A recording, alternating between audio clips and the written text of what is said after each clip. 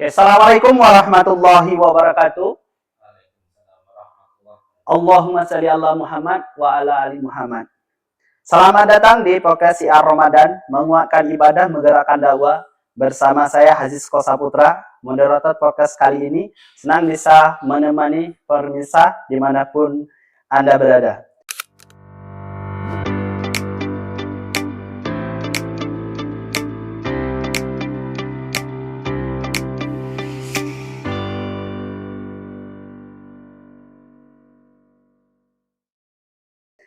Hari ini kita akan membahas topik yang sangat penting dan menarik, yaitu mengenal LDK, mesin dakwah Muhammadiyah luar mimbar. Biasanya Muhammadiyah berdakwah, kalau orang berdakwah itu dari mimbar ke mimbar. Tapi di kalangan Muhammadiyah kita sudah lebih ke bagaimana kita berdakwah di komunitas ataupun di kelompok-kelompok masyarakat.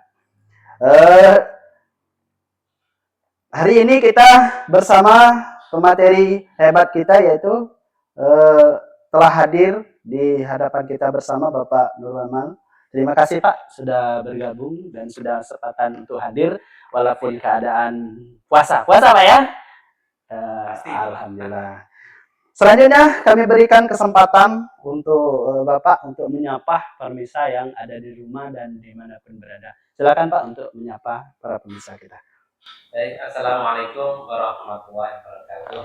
Waalaikumsalam warahmatullahi wabarakatuh. Perkenalkan ya, saya Agus Nur Amal, kebetulan diberi amanah sebagai Ketua LDK atau Lembaga Dakwah Komunitas di lingkungan pimpinan wilayah Muhammadiyah Bengkulu. Nah, pada sore hari ini kebetulan saya sama Mas Hazizko ya. Ini ajak bincang-bincang tentang lembaga dakwah komunitas ya. Jadi insya Allah nanti sore ini kita akan ya berbincang-bincang lah mengenai apa itu dakwah komunitas, kemudian apa yang dilakukannya. Mudah-mudahan ya dengan kehadiran lembaga dakwah komunitas ini betul-betul bisa menjadi ujung tombak yang lain ya. Amin. Muhammadiyah kan punya banyak ujung tombak ya. Nah, ini salah satu ujung tombaknya. Nah, sehingga dakwah yang dilakukan oleh Muhammadiyah bisa lebih mengena di masyarakat. Ya, terima kasih itu tadi salam terbuka dari narasumber kita. Selanjutnya kita masuk ke pertanyaan Pak. Bagaimana posisi dan peran LDK dalam struktur dakwah Muhammadiyah itu sendiri Pak? Baik ya, jadi seperti kita tahu ya kalau dari sejarahnya lembaga dakwah komunitas itu kalau menjadi lembaga itu baru saja ya. Itu tergabung bersama dengan lembaga dakwah, itu sebenarnya lembaga dakwah khusus ya. Di lembaga dakwah khusus ya. Majelis dakwah ya. Nah, jadi saya ingat ya waktu itu sebelum ada LDK itu dulu kebetulan saya dari Jogja ya. Jadi di Jogja itu dulu di pimpinan daerahnya ada lembaga dakwah khusus ya, yang memang mengatur secara khusus ya. Waktu itu dipimpin oleh Bapak Haji Jamusin ya. Jadi beliau adalah tokoh anti kristenisasi ya. Jadi dia betul-betul berdakwah menentang misionaris yang ada di masyarakat ya. Nah, tentu saja peran seperti beliau itu secara struktural di Muhammadiyah sepertinya waktu itu belum ada ya. Waktu itu belum ada, sehingga tapi kita butuh ya, karena orang-orang seperti itu betul-betul real di masyarakat, kita butuh, sehingga dimasukkanlah ke dalam dakwah khusus ya. Nah, tentu saja kita yakin ya bahwa di Muhammadiyah itu tidak hanya ada satu Jalan Muhsin ya, ada banyak Bapak Muhammad Jalan Muhsin yang lain yang sama-sama berdakwah di masyarakat terjun langsung. Nah, sehingga hal inilah yang perlu diwadahi. Jadi untuk itulah memang secara struktural artinya lembaga dakwah komunitas ini itu dilembagakan menjadi sebuah lembaga tersendiri. Nah, jadi di sini perannya karena berdakwah di komunitas ya, maka ini merupakan salah satu ujung tombak dari dakwah Muhammadiyah. Seperti tadi ya, bukan kita sampaikan ya, bahwasanya lembaga dakwah komunitas itu menjadi salah satu ujung tombak di antara tombak-tombak yang lainnya. Ya, karena kalau secara konvensional namanya dakwah itu kan sering dikonotasikan dengan ceramah di mimbar, kemudian mendengarkan khalayak ya. Nah seperti itu kan memang untuk khalayak yang memang sudah siap mendengarkan ya. Jadi sangat efektif, dengan catatan para hadirinnya itu memang siap mendengarkan ya. Nah sementara banyak masyarakat kita yang sebetulnya rindu akan pencerahan, akan dakwah ya, tapi mereka untuk mendengarkan ceramah itu rasanya itu diajak pengajian aja sudah ngantuk dulu, ngantuk dulu. Jadi butuh sentuhan yang lain. Nah, itulah disinilah dakwah komunitas itu hadir ya. Jadi hadir dia langsung kita itu menuju ke komunitas-komunitas, menuju ke kelompok-kelompok masyarakat dengan identitas tertentu, di mana mereka sebetulnya secara natural ya, secara natural sudah sangat sangat menikmati dengan kegiatannya, dengan komunitasnya. Nah, sehingga di sini dakwah komunitas kita berusaha untuk masuk ke situ, karena dengan kita berdakwah di komunitas, nah, jadi yang tadi kalau diajak pengajian itu memang sudah ngantuk dulu, kalau dengan pendekatan melalui komunitasnya itu akan menjadi lebih menarik. Kira-kira itulah posisi dakwah komunitas. Jadi memang betul-betul di saat ini dengan masyarakat yang semakin kompleks ini, dengan komunitas yang semakin beragam, dengan identitas yang semakin macam-macam, ini memang dakwah komunitas memang betul-betul dibutuhkan. Baik Pak, siapa saja sasaran utama dakwah LDK ini sendiri Pak? Kalau sasaran dakwahnya, nah itu ya tentu saja kita tidak akan ya mengecilkan, merendahkan atau meninggikan satu komunitas tertentu ya.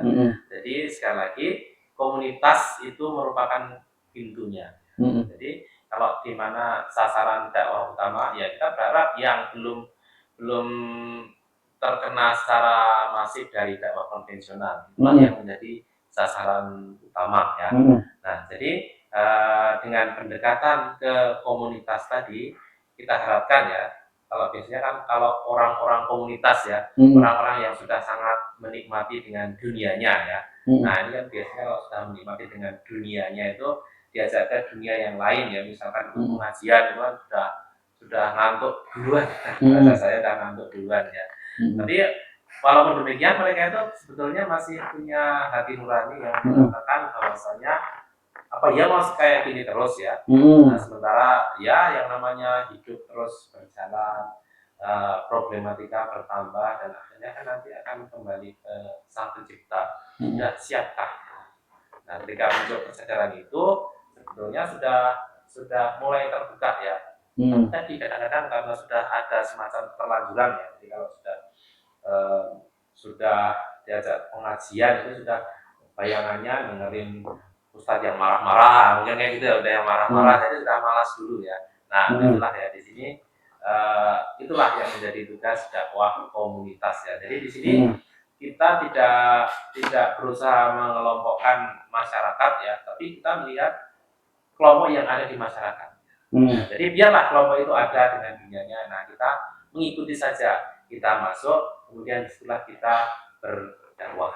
Nah, itulah kira-kira yang menjadi sasaran dakwah komunitas ya. Jadi ya sebetulnya misalkan ya ada kelompok yang tidak perlu kita dakwahi, misalkan ya komunitas dai. Nah itu kan sudah tidak perlu didakwahi ya. Tapi banyak juga komunitas-komunitas yang lain yang perlu kita dakwahi, misalkan itu komunitas petani, komunitas pendidik, bahkan mungkin komunitas bankir.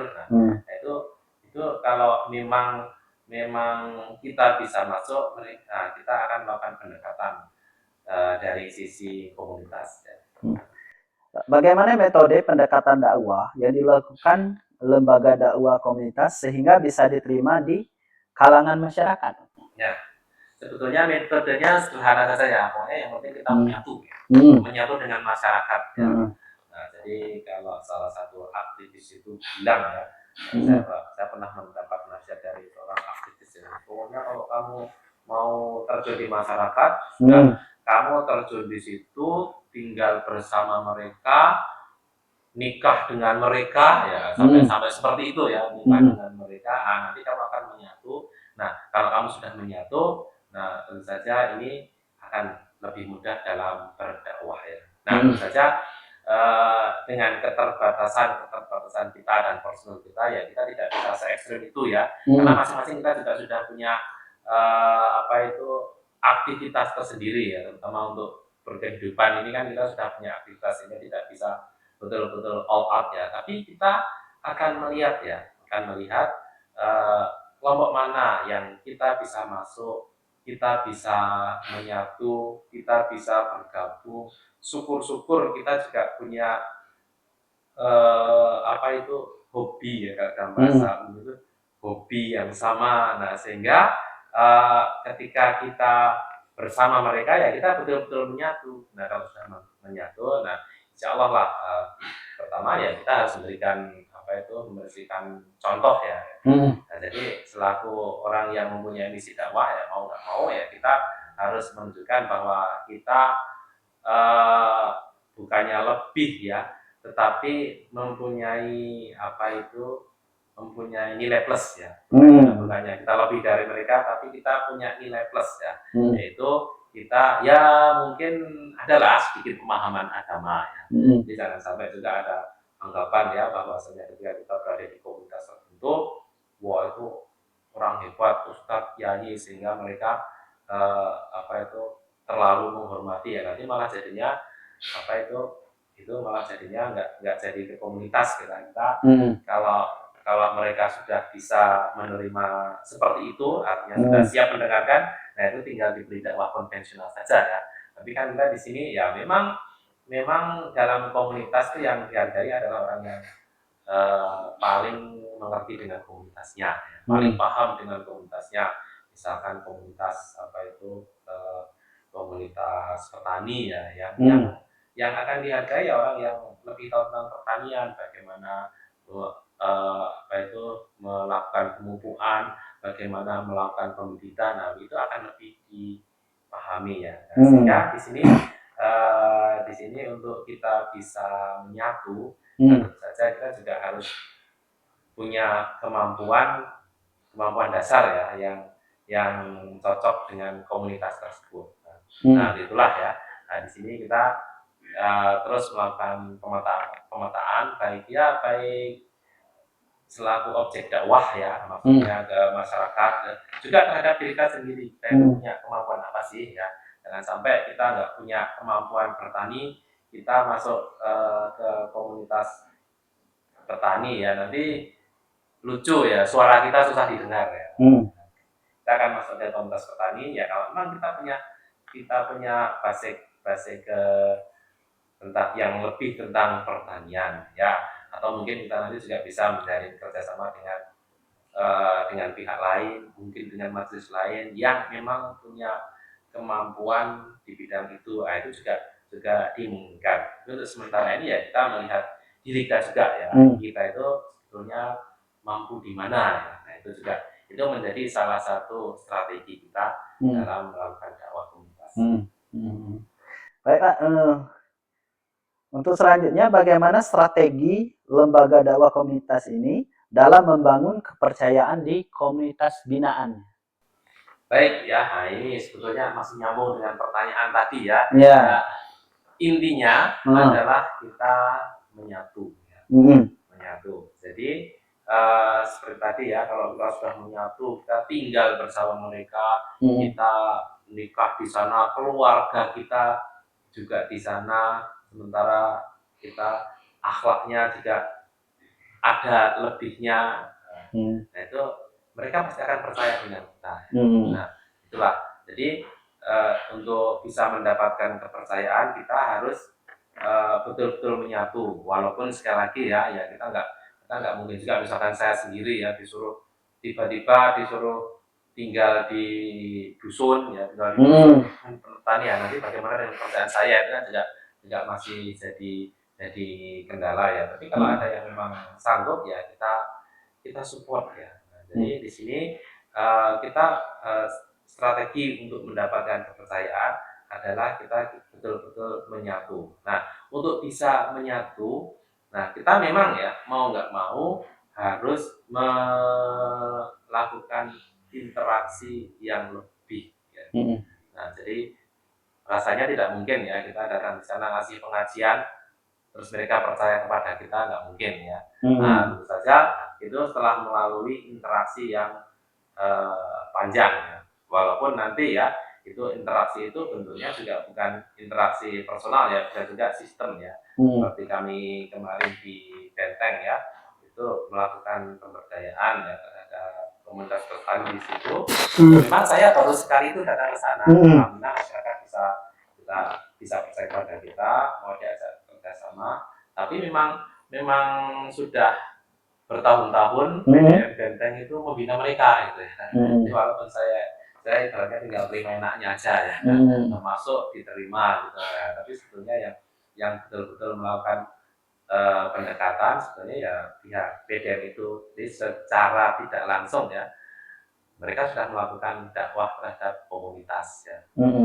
Di Benteng belum ada ya LDK. Nah, itu sebetulnya walaupun belum ada LDK tapi misinya ternyata sudah dijalankan. Nah, itu jadi strategi umumnya adalah memang kita harus menyatu, kemudian juga kita harus melakukan sistem yang memperbanyak interaksi kita dengan komunitas tersebut. Jadi sekali lagi ya, yang harus banyak berinteraksi itu adalah sistemnya ya, bukan secara personal ya. Kalau secara personal mungkin agak berat juga ya. Tapi kalau sistem ya insya Allah ya, alhamdulillah kita punya istilahnya punya struktural. Nah, ada PDM, ada PCN, PLN. Nah, itu betul-betul bisa kita manfaatkan karena saya sangat yakin ya yang namanya PCM, PRM terutama dua itu ya kalau di masyarakat itu betul-betul masih bisa dipercaya sehingga sangat mudah untuk mendapatkan kepercayaan dari komunitas.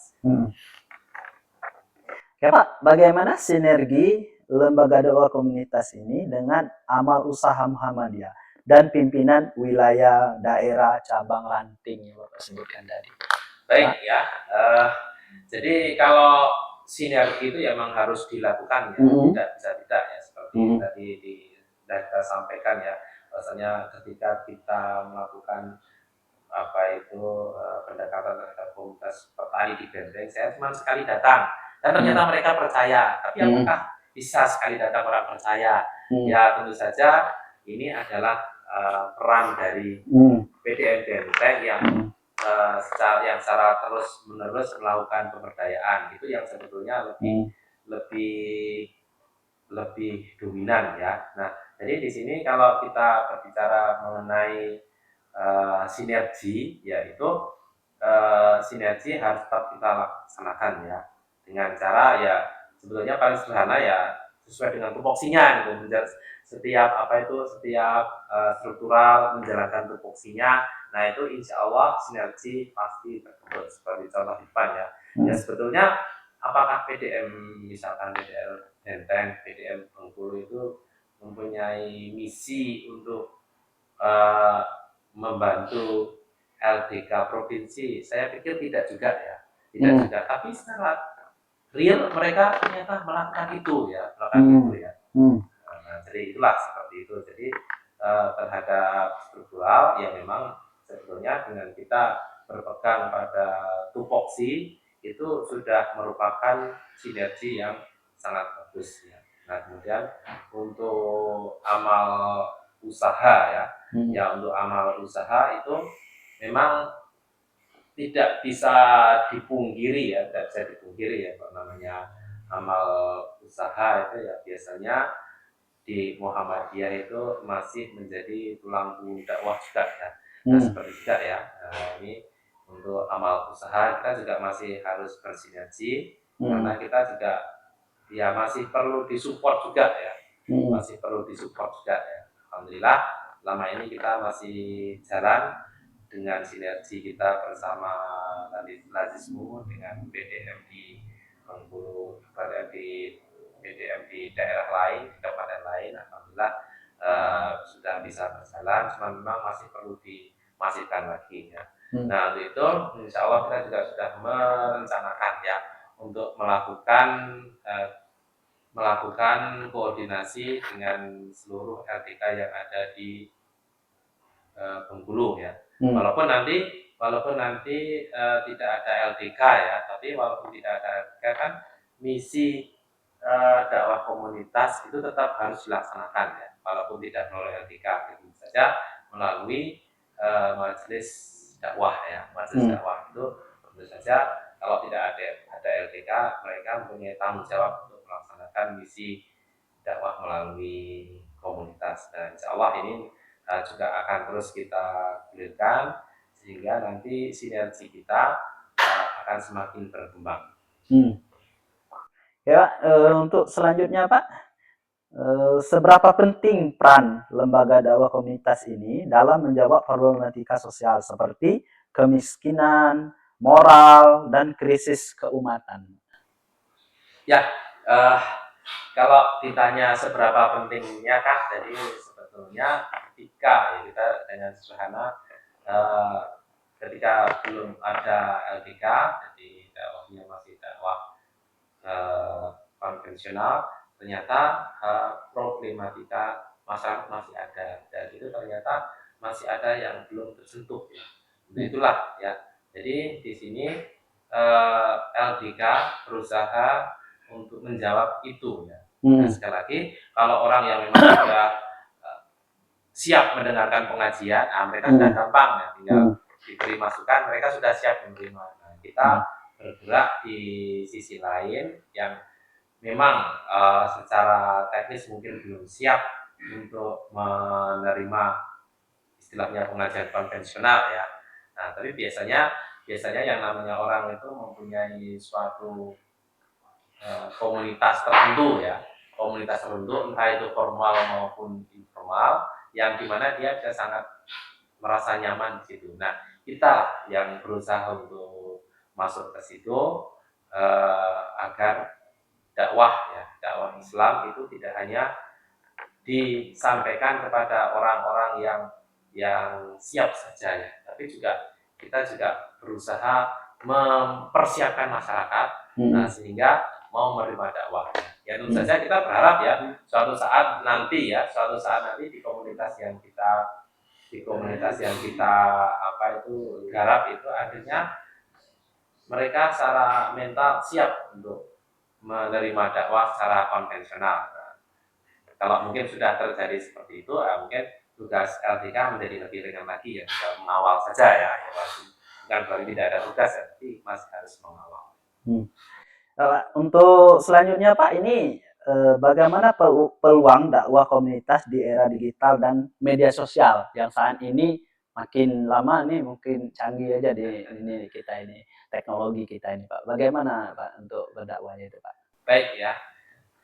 Jadi di era digital ini, nah ini memang apa itu luar biasa ya, luar biasa. Artinya kami dari LDK juga memandang bahwasanya dakwah digital itu mau tidak mau harus menjadi salah satu pilar dari dakwah Islamiyah.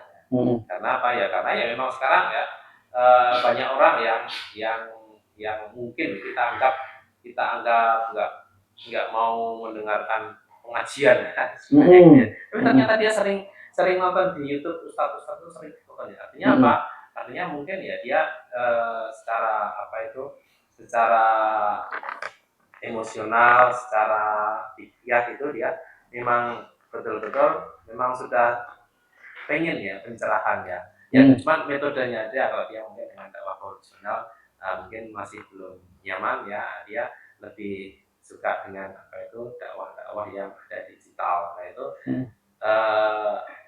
kalau mungkin itu dibilang komunitas ya, komunitas seperti itu banyak ya. Nah kita juga bisa bisa melihat ya kalau di kantor ya kita ngobrol dengan teman sebelah kita ya kalau mungkin kalau di kerja di Muhammadiyah atau di UMY semua nggak akan terjadi ya karena semua saling paham ya. Tapi kalau kita kerja di umum ya di yang bukan Muhammadiyah itu kita akan merasa oh ternyata samping saya itu suka mendengarkan Ustadz A, yang ini Ustadz B ya. Artinya apapun ya siapapun, nah artinya mereka sebetulnya ya mereka secara digital mereka juga mau ya menerima tausiah, mau menerima dakwah Islam. Yang pertama. Kemudian yang kedua ya mengenai dakwah digital itu sendiri ya. Nah, kalau tadi kita melihat dari sisi komunitas, dari sisi masyarakat, nah kita sekarang juga harus melihat dari sisi dakwah digital ya. Nah, kita sepertinya untuk dakwah digital ini kita masih kurang. Artinya apa? Artinya ya kita juga bukan hanya menggarap objek yang kita dakwahi, tapi kita juga harus menggarap media yang memberikan dakwah juga ya. Artinya di sini dakwah ini mungkin ya kalau sekarang saya lihat itu kalau orang yang bikin konten itu ya. Nah itu ternyata itu bisa menjadi komunitas sendiri ya. Jadi kadang-kadang mereka pergi bareng ya biar bisa bikin konten. Nah seperti itu.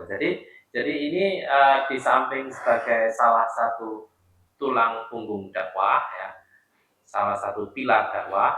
Nah ini juga jadi komunitas tersendiri ya, yang perlu mendapatkan dakwahnya. Supaya apa? Supaya agar dakwah atau mungkin konten yang mereka bikin, kalau konten dakwahnya beri dakwah ya, nah itu betul-betul bisa ikut mendidik masyarakat untuk menjadi lebih baik, tidak malah merusak masyarakat. Nah itulah ya. Jadi di sini untuk dakwah komunitas ya, di samping kita menggiatkan untuk dakwah digital ya, untuk misalkan ya, kita share tentang share tentang kegiatan-kegiatan dakwah. Nah, kita juga ikut menggarap juga pembuatan konten-kontennya. Nah, supaya kita banyak mempunyai konten kreator di bidang dakwah. Sehingga dengan masifnya konten di bidang dakwah, kita berharap masyarakat juga lebih bisa lebih terdidik di bidang dakwah Islamiyah. Terus Pak, apa harapan dan target besar lembaga dakwah komunitas ini ke depan dalam memperkuat gerakan dakwah di tubuh Muhammadiyah itu sendiri? Nah, kedepannya untuk dakwah komunitas, bagaimana tadi kita sampaikan yang menjadi salah satu ujung tombak ya, walaupun tombak-tombak yang lain sekarang tidak banyak ya, ini salah satu ujung tombak ya. Nah jadi dengan sinergi secara organisasi dengan struktural apapun dengan amal usaha Muhammadiyah. Nah kita berharap ya kita bersama dengan tombak-tombak yang lain itu bisa menghasilkan gerakan yang lebih masif ya. Nah, cuman di sini peran dakwah komunitas adalah sebagai pengetuk pintu ya. Karena apa ya? Karena kalau pintu kita diketuk ya, sudah ngetuknya itu ngawur, prak, kita kan mau buka aja malas kan. Nah, tapi kalau ketika pintunya diketuk dengan lembut, assalamualaikum, nah kita sudah oh iya, kita mau membuka gitu ya. Jadi kalau ketika yang ada di hadapannya itu ternyata orang yang sopan, orang yang lembut, kemudian kelihatan wah orang ini kayaknya mau ngasih sesuatu ini ya. Pasti yang punya rumah itu mempersilahkan. Itulah. Jadi ya kita berharap ya lembaga dakwah komunitas itu betul-betul menjadi ujung tombak di situ ya. walaupun nanti kita juga mendapat juga ya masyarakat ya kalau kalau di apa itu diketok dengan lembut itu mereka ya malah ketawa-ketawa ya memang masyarakatnya biasanya katakanlah yang biasa keras gitu ya. Jadi kalau nemuin mereka yang harus gedor-gedor pintu, itu baru dibakar misalkan seperti itu ya, itu tidak apa ya. Tapi di sini yang jelas kita dari dakwah komunitas adalah kita menjadi pintu supaya dakwah-dakwah yang lain bisa masuk. Jadi bukan endingnya bukan bagaimana kesuksesan dakwah komunitas ya, tapi endingnya adalah bagaimana dakwah Islam ini memang betul-betul bisa lebih merata, bisa semakin banyak orang yang mendapatkan petunjuk Allah. Terakhir Pak, apa pesan yang menggambarkan lembaga dakwah komunitas ini sebagai medianya dakwahnya Muhammadiyah? Nah, ini pesan untuk siapa ya? Pesan untuk khalayak atau untuk Khalayak? Oh ya, pesan untuk khalayak ya. Jadi di sini kalau kami ya dari dakwah komunitas itu ya berpesan lah ya, apapun profesi kita ya, apapun apa itu kegiatan kita, apapun aktivitas kita ya, kita harus akhirnya harus mengingat ya bahwa ya akhirnya kita semua akan kembali kepada Allah. Untuk itu marilah ya kita memperbanyak bekal kita ya, bekal kita. Nah, kalau seandainya merasa oh saya itu mungkin waktunya sempit, saya itu sepertinya profesi saya tidak memungkinkan untuk ikut pengajian di masjid. Nah, insya Allah nanti lembaga dakwah komunitas bisa membantu. Jadi di sini sekali lagi apapun profesi kita ya kita harus selalu ingat untuk mendekatkan diri pada Allah ya. Seandainya ada yang dibutuhkan untuk menjadi istilahnya katalis di situ, nah LDK siap membantu. Pak, dengan berakhirnya pertanyaan yang saya utarakan tadi, berakhir juga pertanyaan. Selanjutnya kita masuk ke closing statement Pak untuk. Baik ya, sebetulnya kalau closing statement saya namanya closing ya nggak usah banyak-banyak ya. Jadi saya cuma mau mengatakan bahwasanya lembaga dakwah komunitas itu menyatu di masyarakat. Itu saja ya. Jadi itu lembaga dakwah komunitas bisa menyatu di masyarakat. Nah, itu sudah cukup ya. Insya Allah nanti semuanya akan lebih baik ya. Dakwah akan lebih masif, lebih gencar ya. Dan insya Allah masyarakat juga akan lebih tercerahkan. Oke, terima kasih Pak. Usai sudah podcast kita pada hari ini dengan Ketua Lembaga Dakwah Komunitas Bapak Agus Normal STMT selaku Ketua LDK Pimpinan Wilayah Muhammadiyah Bengkulu. Sekali lagi kami ucapkan terima kasih yang banyak dan sedalam-dalamnya Pak. Kami kru yang bertugas mohon pamit undur diri. Saya Rizko Saputra menganduh pada kegiatan kita pada sore hari ini. Lebih dan kurang kami mohon maaf, pada Allah kami mohon ampun. Nun wal qalami wa ma yasturun. Assalamualaikum warahmatullahi wabarakatuh.